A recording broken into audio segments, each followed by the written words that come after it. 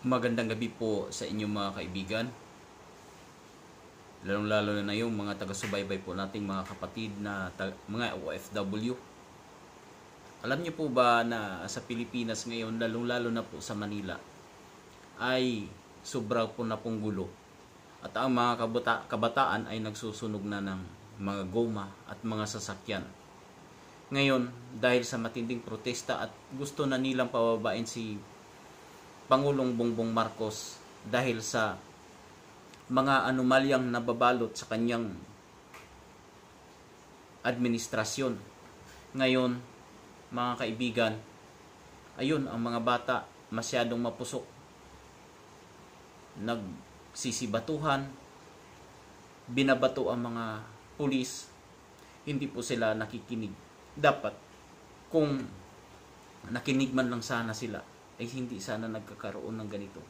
Ngunit ang ugat ng lahat pong ito ay ang ating Pangulo ng Bansa. 3 taon, Mr. President, na pinamumunuan mo ang Pilipinas na sobrang dami ng pangako mo kahit isa walang natupad.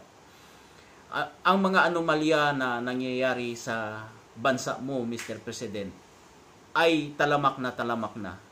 Kaya nga lang, ikaw ang Pangulong walang kasalanan. Sapagkat napakalinis mo, Mr. President.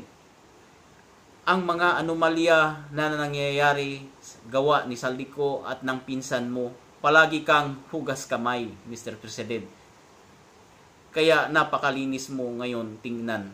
Pero sa mata ng mga Pilipino ay isa kang bulok na klase ng pinuno sa ating bansa sapagkat wala kang naipakulong, wala kang tinanggal, wala kang kinasuhan simula nang umalingasaw yung trilyon na pondo sa flood control project simula ng pag-upo mo. Tama na yung 3 taon na pambubudol mo, sir. Kailangan bumaba ka na. Ipasa mo na sa iba kasi parang awa mo na sa mga Pilipino. Ang mga Pilipino po ngayon ay naghihikaos, lalong-lalo na po ang mga nasa laylayan ay hindi na makaangat-angat at hindi na po makaraos sa kanilang araw-araw na pamumuhay.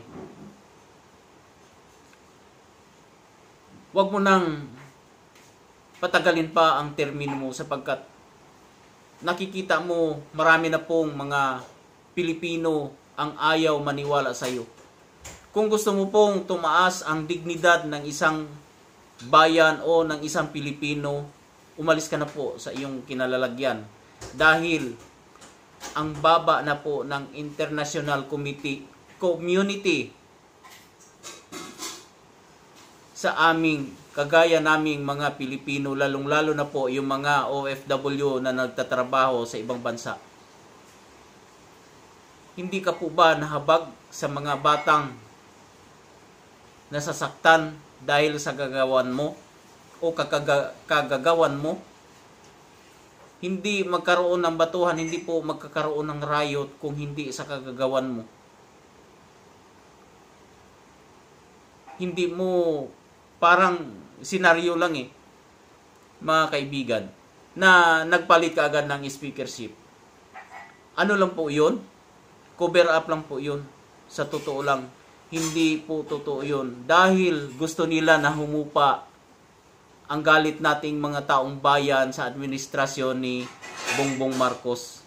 Pero hindi na tayo mga bata, hindi na tayo magpapauto sa kanila sapagkat kung magpapauto pa tayo sa kanila, ilang billions naman ang mawawala sa kaban ng ating bansa dahil sa pagnanakaw ng kanyang mga alipuris at kasabwat na rin sila. Paano po masasabing kasabwat na sila? Yung batas, yung budget po bago pirmahan ng presidente ay nire-repaso po niya o nire-review bago maging batas. Binabasa po yan ng Pangulo ng Pilipinas. Bakit siya pumayag na pumirma na alam niya na may mga insertion pala? Kaya mga kaibigan, na nakikiisa po ako sa mga sumisigaw na BBM resign. Sir, tama na yung 3 taon, sir. Maawa ka na po sa bayan.